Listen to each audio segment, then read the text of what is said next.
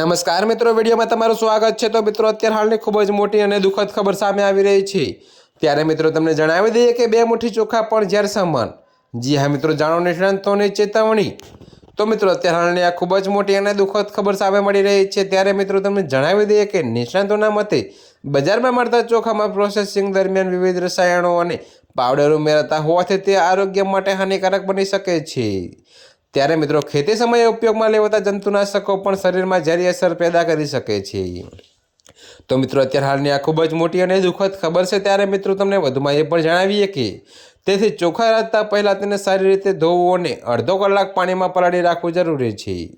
તો મિત્રો, આ રીતે ચોખામાં રહેલા હાનિકારક તત્વો દૂર થઈ શકે છે અને આરોગ્ય સલામત રહે છે।